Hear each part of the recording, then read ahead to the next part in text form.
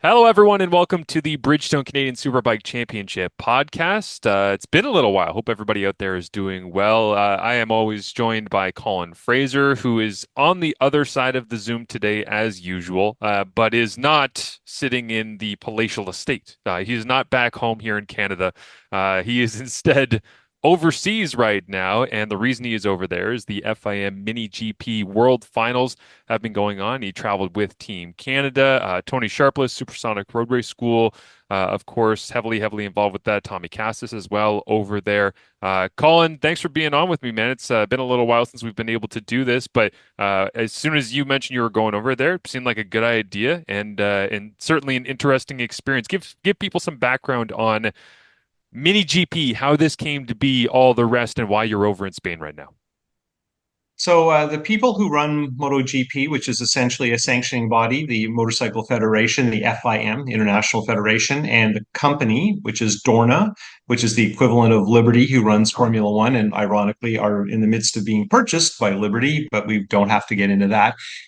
They have constructed a ladder system that's recognized officially called Road to GP, and the one of the first steps on the ladder is this Ovale series for what are considered physically small and physically small displacement-wise motorcycles.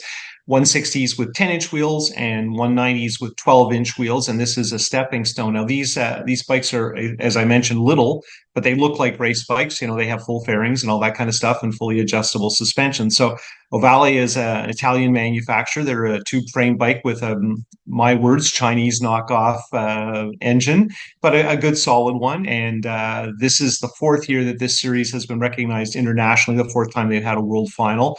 They first had the 160s, and starting last year, they had the 190s, which slightly suit physically bigger people, so you can grow into the 190. But the idea is it's a stepping stone, and it's a simple motorcycle, and it's a spec class. And of course, the great thing about spec classes is the whole notion, the invention of spec classes was to put all the focus on rider development. And of course, nowhere is it more important to be concern yourself with the progress of your riders than when your riders are very small. And you mentioned Thomas Kazas, TV Tommy. He's the guy at the moment who's progressed through the various ladder systems of CSBK. He started when we had the Honda CBR 125, which was 17-inch wheels, which is full size wheels, but 125 single. Pretty simple motorcycle, so a good bike. You know, in my opinion, spec class bikes are always better when they're as straightforward as can be, and the Ovale works very well that way. Awesome. Yeah. So what would essentially facilitate the 160 to 190 jump for people just before we get into obviously like Team Canada and what some of our riders were doing over there? Because I did see, I actually wasn't aware in all honesty, because I know that our guys are running in the 160cc category, right? And so when I saw that the FIM Mini GP social accounts were posting, with the 190cc winner, I'm like, oh, this is a thing? Like I just wasn't aware of it. Yeah, so it's essentially it's to have another step that's close, right? So it's not much of a transition. The bike is physically a little bit larger, but it's the difference from the 10-inch to the 12-inch wheels. The feel of that, and anyone who's ridden a bike with small wheels, like a lot of the mainstream scooters are like that. The gyroscopic effect is much more noticeable with bigger wheels, and for most people, that is a more comfortable and more stable bike to ride. I mean, your whole bike is a gyroscope. The wheels are spinning, the brake rotors, and the internal parts of the engine. So, we like to say the bike wants to stay up. It's you who's causing it to try and fall down. So that's it. That's the concept behind the 12-inch, and I think that it's a little bit so you're not immediately jumping to the larger wheels because I don't know exactly today the physical size of the people who succeeded, but most of them were physically very small. Hmm. And obviously, if you're going to have a career in motorcycle racing, it's advantageous unless you're, in my opinion, racing at the Isle of Man. You probably are better off to be a smaller fella or woman. And the exceptions are people like Brett McCormick, who's built much more like a basketball player or a football player. I think true road racing, like the Isle of Man, there's some advantage to being physically quite large because it's kind of like motocross on super bikes, but generally smaller people have a power to weight advantage. Shout out to Peter Hickman, by the way. I saw a video of him randomly the other day that popped up on my timeline.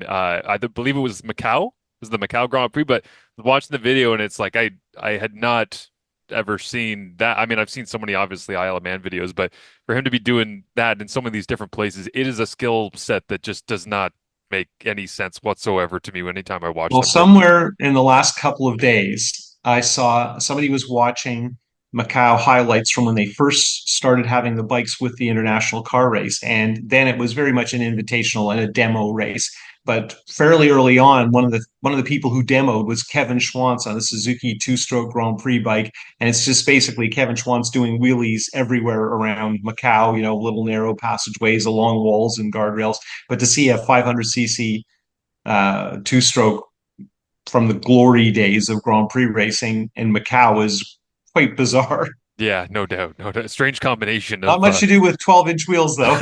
I know, I know. So let's get back to Mini GP. I call it, and my crash course into all of this, and I thank Tony Sharpless for kind of bringing me into the fold, was being around and calling essentially the final races at Lombardy in the final round of the FIM MiniGP Canada Series. That was where I got to see Lincoln Scott and Jaeger Stockhill do their thing. They were exceptional on that day, and they ended up qualifying as the top two in the Canadian Series and having the opportunity to go to the World Finals. So, tell us about their experience this year. Oh, actually, you know what? Just before we get there, we should mention that this was originally supposed to be in Valencia, and obviously because of the terrible, terrible flooding that has happened recently in that region in Spain, this was actually up in the air as to where you were going, where this event was going to take place, because it was supposed to be paired with the final round of MotoGP. Obviously, they've moved on to the Solidarity Grand Prix at Barcelona this weekend, so they are racing and they are in Spain, but they're in a different place than even you are, because you are over at Motorland Aragon.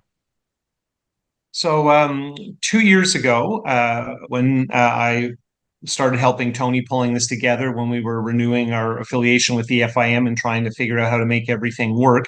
So we went to Valencia for the second running of it, but we didn't have a team. We didn't have the opportunity, didn't have the structure yet, but we were working on it, and we wanted to let them know before they filled up the dance card that Canada wanted to be part of that. And so that was at Valencia. And Valencia is an interesting situation. It's a pretty straightforward track, but it's an exact mirror. It's a shrunken down version of the MotoGP track. And it's in the paddock or in the parking lot. It's on the outfield of the track. And one of the great things about that is it's home base for Dorna. It's where the Grand Prix series normally wraps up. It's an event that always gets a good turnout, particularly lately because the championship in MotoGP has been going down to the wire. So Valencia is a pretty special place. And also, we don't understand or see much of this in Canada because we don't have very many Canadians. It's been a long time since a Canadian's been full time on the World Championship Tour, and that would have been Brett McCormick 12 years ago. But most of the top riders are backed by a national federation that put money into their careers when they were starting. You see the logos of the federations on their leathers and whatnot. So when you get to Valencia and you're riding a mini bike for Spain or Italy or France or wherever, they don't have much trouble getting those guys who are in their motorhomes on the other side of the paddock to hop on their scooters or get a lift or come over. So one of the great things, and it's not essential to the event, but it really made something special for the young racers, Mhm. is getting to meet those guys. Because what you're doing here is, a Valley puts a lot of effort and a lot of money into building this system. And obviously only the very best guys get to take advantage of this structure. Not everybody with an Ovale gets to go to the Ovale World Finals. But when you do get to do that, you really get a glimpse of what Dorna is trying to do. They're trying to feed you into the system, start thinking about the ladder. And of course, not everybody's going to make it. And it's become tricky lately because Dorna has done such a good job that their own series is overwhelmed with Spaniards and Italians. Rossi pushing hard in Italy and Dorna pushing hard on Spain. But when you go to the paddock of a MotoGP, one of the great things is they have all kinds of banners and stuff that show these guys when they were 10 years old on metric kits or scooters or whatever they started racing, to kind of remind people that there's a progress here. And of course, their ladder system, Moto 3, Moto 2 with the Triumph triples and then on to MotoGP, has been very successful. And we've seen those guys, climb right through. And Acosta is currently the guy demonstrating that the ladder works very well. But we're selling hope here. This is like a junior hockey tournament or anything like that, where you get to meet other people in other countries. And get exposed to how other series work, and talk to people who are maybe running pre-Moto 3, or I heard about several classes of motorcycles for young people I didn't even know existed, because Europe is, particularly Southern Europe, such a hotbed. And some of the kids here are riding 4 or 5 times a week, which is difficult for us to comprehend, particularly with our climate. Yeah, absolutely. The I have seen many times as well throughout the MotoGP season that Dorna's done a really good job of incorporating some of the like FIM MiniGP riders from certain countries as like hosting them, right? You see that sometimes at practice or qualification is they kind of go in and when they're in France, you see some of the kids from France that are hanging out around Fabio Quartararo or Johan Zarco or all the rest. It's like they've done a good job of being able to use, I believe there was Asia Talent Cup riders that were also in and around, I think, at different events as they did kind of the flyaway tour in MotoGP. But yeah, trying to Well, because of the scramble to put this together that you alluded to earlier, so there was talk that we might be in Portugal. There were several tracks in Spain. We might have gone to Jerez. They had flooding there too.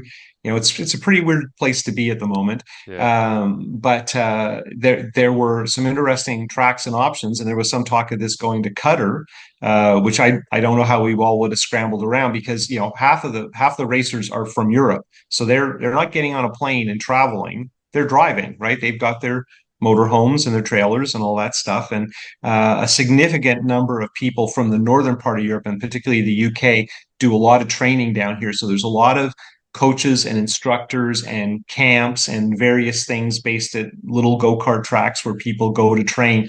And our two Canadians who came down this year, Lincoln Scott and Jaeger Stillwell, they were both here a week early, and they rode ovales and rode trials bikes and bicycled, and were met a bunch of other people, and met some MotoGP riders who were in the same part of Spain training too. So you start to get a sense of how the whole production of being a professional motorcycle racer works. Tell us about, I asked this question already, but tell us about Lincoln and Jaeger's week once they actually got into race week. How did things go for them? What were some of the challenges and how did things turn out? Well, I think Scott has been a front runner. I would say he was a favorite when the Ovale first happened. Unfortunately, he got hurt right before the first race last year in BC. So he basically was recovering a large part of the season. I think it was a wrist that was the issue. So, Scott's pretty serious and has good support from his family. Jaeger's much more of a new guy, a little more raw, very similar speed, but probably not the depth of knowledge and understanding. So, you're in at the deep end here. These guys are fast. And I think there's maybe a misconception that when you go to watch 11, 12, 13-year olds race little motorcycles, that it looks like some kind of a laugh-in performance. And it's nothing like that. It's much more like watching a pro superbike race, like the level of skill that these guys have and the amount of experience they have. And like I said, some of them ride 4 or 5 times a day. So you're up against a deep, deep field. So you may have succeeded locally. And here, the track at Valencia that we usually go to is quite small and stop and go and tight, and not much road speed, not much overall speed. This place, I mean, if it were Canada, we'd probably race super bikes here. It's just Wow. gorgeous. And just to be clear, this is not Motorland Aragon with the corkscrew and the crazy long straight into the carousel. This is on the outfield, and there's also a flat track. But if you saw it, you would say, like, this looks like a full blown Grand Prix type venue, and we were all quite surprised how fast the track it is, and how much gearing you have to put on these bikes. They're not super powerful. And it was funny being out on the track walk with Lincoln and Jaeger, and Thomas Kazaz obviously hasn't ridden here, but he's watched the videos and gone through the data and everything, and could provide a lot of good information. But there's paint you can ride on and sounder curbs and all the things that you see on TV in Europe that we just don't have, that you got to learn to ride that way. And it's an adjustment. And some of the people here are used to this. And a few of the Spanish kids, one of the rounds of the Spanish National Series is at this track. So obviously that's a huge advantage. Having said that, two things. It's probably better for us than Valencia would have been, particularly because Stratotech was the first race we went to this year, was pretty fast. But also the weather kind of played our way, because it was cold and miserable, and particularly yesterday rainy. So a lot of time on rain tires. I was talking to one group of parents whose kids race in Qatar, which is desert. They're UK based, and they had never ridden a motorcycle in the rain until Woo. yesterday. And you're up against people who are good, right? Yeah. You can't learn to ride in the rain in 20 We minutes. we It's just came not going to we came all this way. We all the expenses of a full season of racing and looking for sponsors and helping this and that, and then it rained, and you're like, well, let's do the best we can, gang. Yeah, and some of the riding yesterday on the rain, the full blown rain tires was spectacular. And in fact, there was in terms of watching a race and being entertained. And I was concerned because it was a faster track; they'd spread out a lot more, but not that much. A couple of people got clear. There were a couple of runaway victors between all the different races, and there was a lot of racing. But overall, it was very competitive, and there were some pretty big crashes. I think one injury, but given the conditions and how slippery it was, in my opinion, a very high level of riding and very very competitive in a good way. Aggressive but pretty reasonably respectful. I mean, these are young guys, and Yep. they definitely have visions of the future in their heads, even if they didn't get to meet any Grand Prix stars this week. Yeah, absolutely. So how did things turn out for our two Canadian entrants? So yesterday was the key day to make the transition into the main events today, and the scoring system is a little awkward. So even the last races today, the two races, one for 160, one for 190 in the afternoon, the results of those races, it's not like a flat track where you have a hierarchy and you keep eliminating until you get to the final race. There was a point system involved. So the guy who won the race, the feature race, I think they called it a super race, Mm. um, didn't necessarily win the championship. I think in one case they did, in one case they didn't. But yesterday was when all the hard work had to be done, where they were, culling the field, if you will. And to start with, it didn't go great. But the second set of races went much, much better and were really close. And without getting into the minutiae of how you qualify, you could pretty much solidly argue that Lincoln Scott was about zero point 0.1 of a second for making it. And we also had a series of technical problems that unfortunately were foreseen from our point of view. The supersonic guys have spent a lot of time because, of course, it's Canada. We race in the rain, and we've had very similar, the mini GP tour that Tony runs in Canada tends to have a lot of the same weather that CSVK runs. So they've had a lot of rain this year, but the bikes don't vent very well. So water gets in the fuel, which is a huge problem and causes the carburetor to act up. So in his first race, Lincoln got run into from behind when his bike was bogging. Jaeger's bike never ran properly. In the second race, it was much better, but several of the competitors were having problems. And obviously, when the bikes are all identical, and to be clear, you don't bring your own bike. Ovale have an army, a fleet of motorcycles that are all absolutely brand new, stock the same, identical. So it's a shame that technical problems intervene. And it's really a shame because this is a problem that we basically overcame in Canada last year because we race in the rain. And Ovale, I guess, just don't have enough experience. And it's funny, we were talking to the Australians, Tony and I, this morning, and they were saying they never ride in the rain. Is that something that we can pass on information to them that O'Valley can then use to try and eliminate that issue moving forward? Like, what is the solution to that problem so that they don't have kids coming from this global stage and running into essentially mechanical issues? Well, there's a bunch of them, and all of them are very straightforward. It's literally a little tiny breather hole in the fuel cap, a little tiny alloy cap that screws on. There's a ball bearing in there that's a valve, but it's just it doesn't seal properly, and just the shape of the tank and the shape of the area around where the little tiny nozzle screws in accumulates water. And last summer we had a lot of problems with that. Now we're further ahead, and there's a few different solutions, and part of it is just not letting any water accumulate on the tank before you go out. But what's amazing, and anyone who's worked on a motorcycle knows this, it doesn't take very much water in the system to cause all kinds of problems, because gasoline and water, well, they have a reputation of not getting along, and that's an accurate reputation.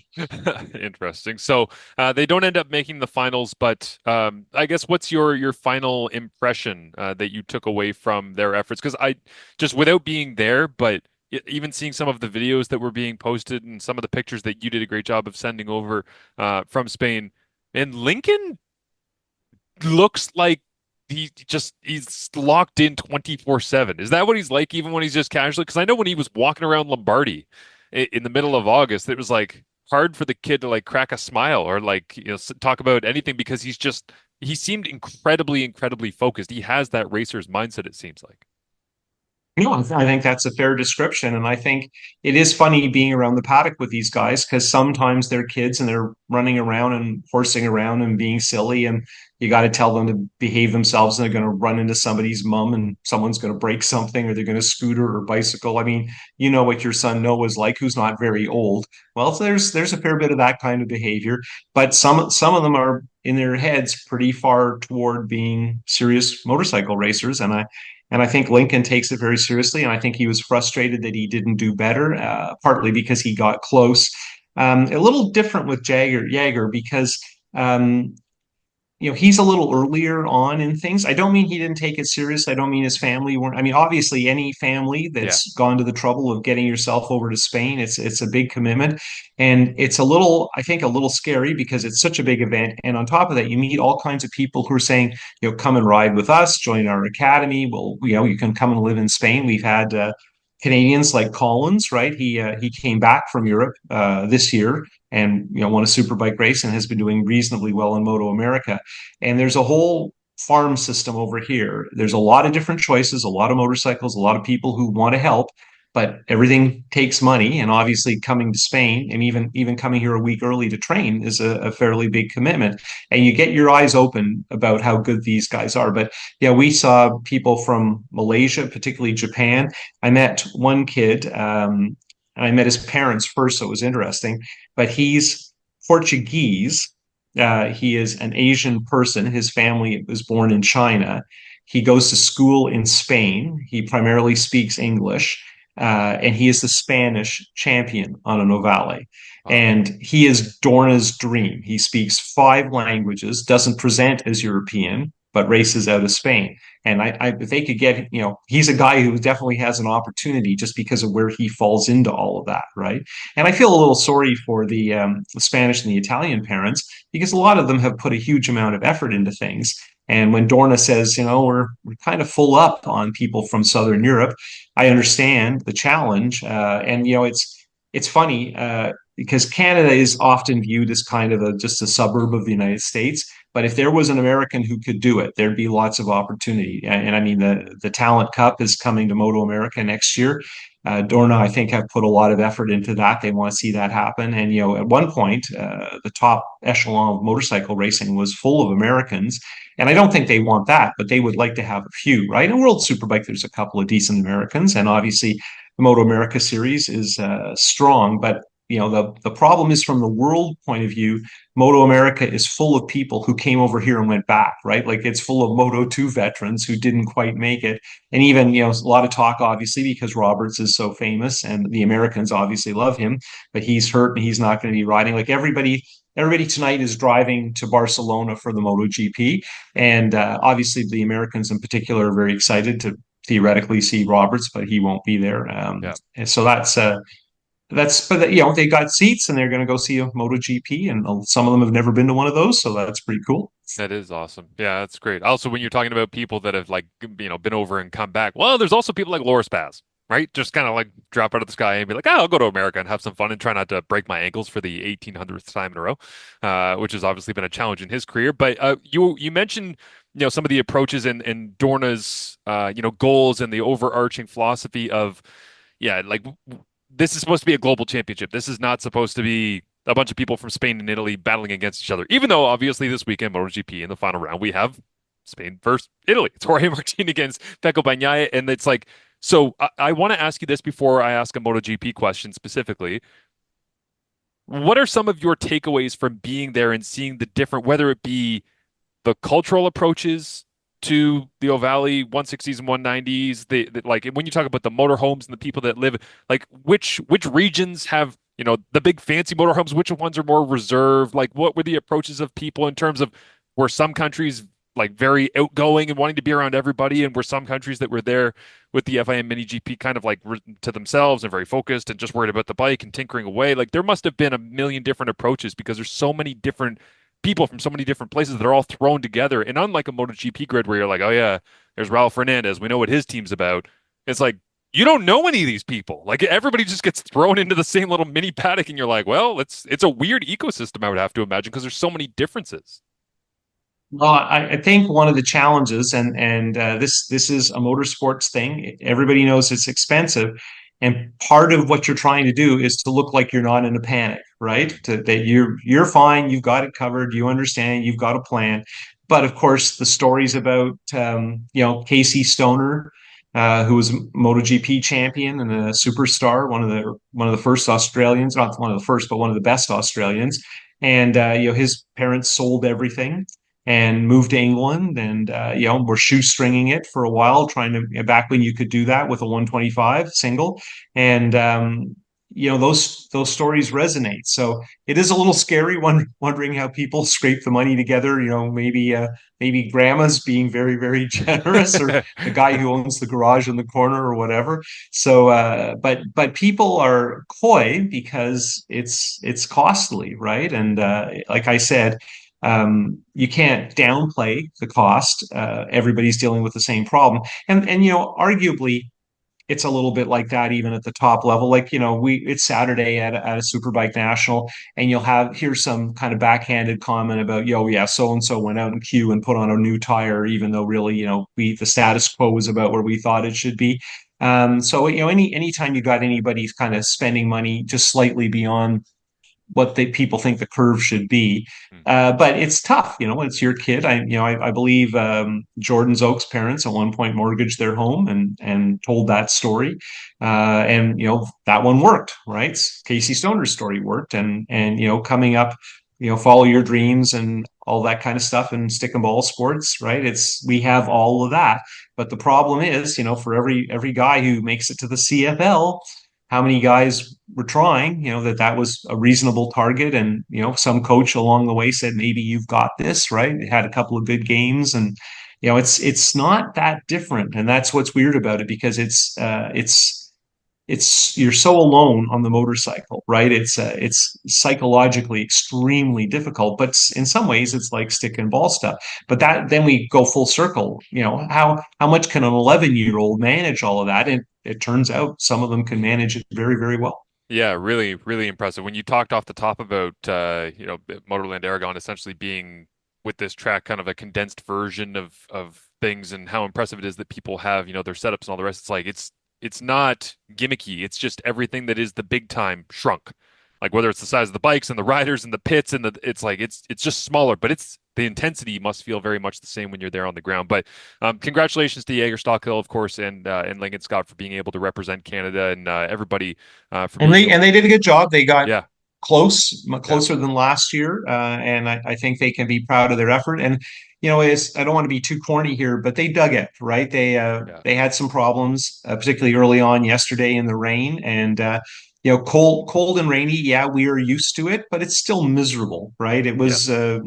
not, let's go to Spain and wonder why we didn't bring every jacket in the closet kind of thing. Yeah, 100%. But I wanted to give them a shout out to close things out on kind of the mini GP angle of things, because pretty exceptional accomplishment for them to get there, and I think everybody in the Bridgestone CSBK paddock should be very, very proud and excited for these guys moving forward as well, which Well, obviously the and I feeder think system too is the goal. that Thomas did a really good job. Tony has put her heart into this, and it's important to her. And the team manager for the title winning teams goes up onto the podium to receive the first award, representing their country. So the FIM are playing that part of it up, and the graphics on the bike are the graphics of your country. So it's a little different from what we're used to. Not different in a bad way, but the one thing I would say is, just if you aren't aware of what it looks like, it's a lot more serious than you might think. It's not people riding around on little dirt bikes in a parking lot. Yeah, and worth supporting as well if people are interested in doing so and have the opportunity as well, because it does mean a lot to these kids. But down the road, as you say, a lot of people are driving to Barcelona to go and watch the final round of MotoGP. And the big question going into this weekend is, will Joan Mir stay on the bike?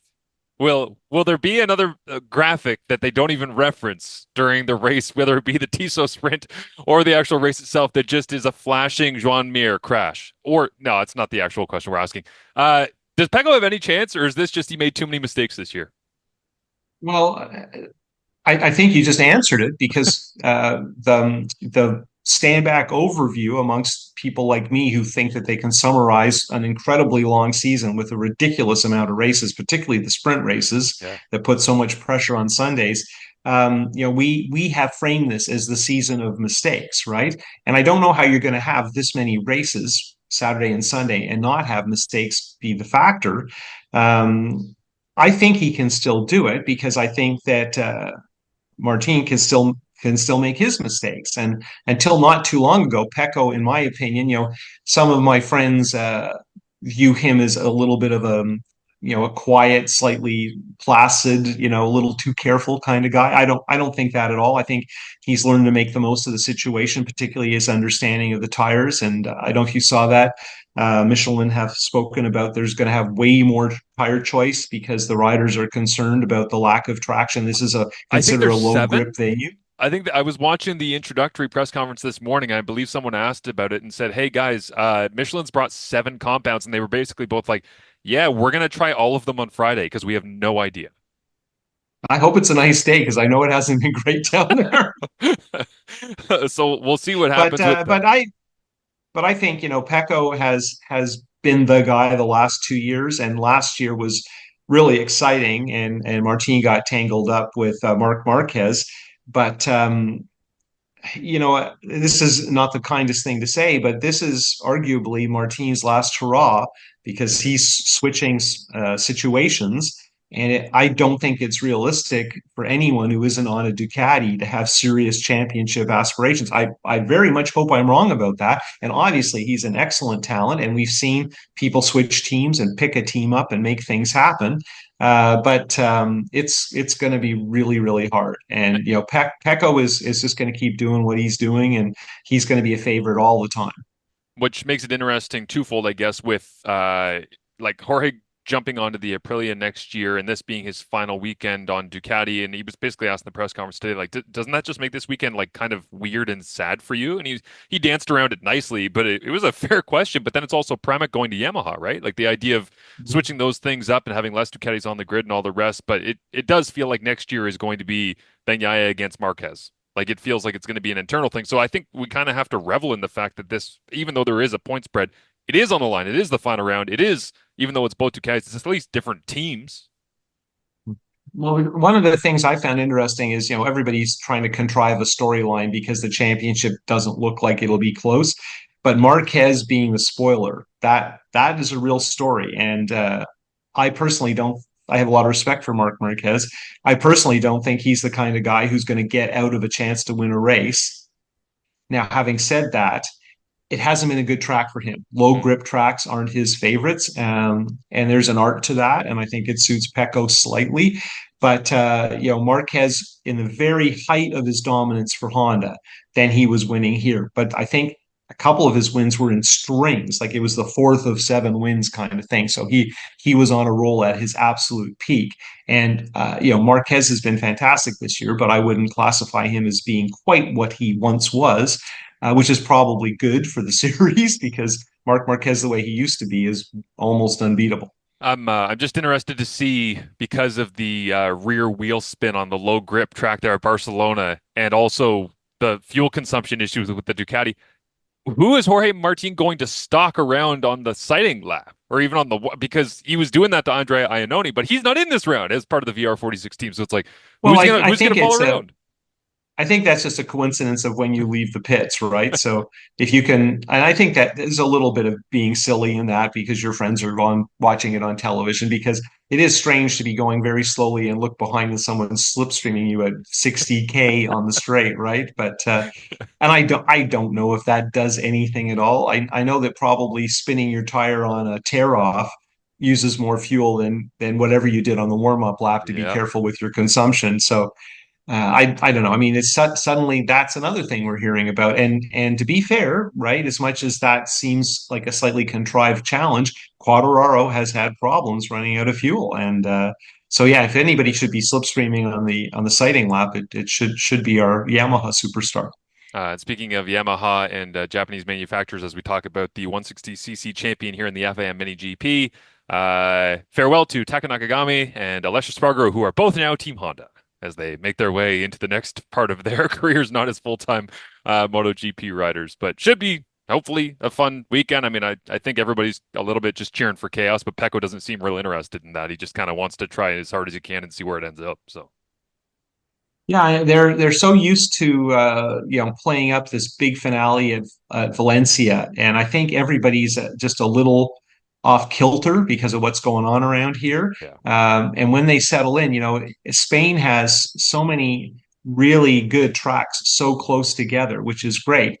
But nobody is far from Valencia. Like right now, we're about 3 hours north in the mountains.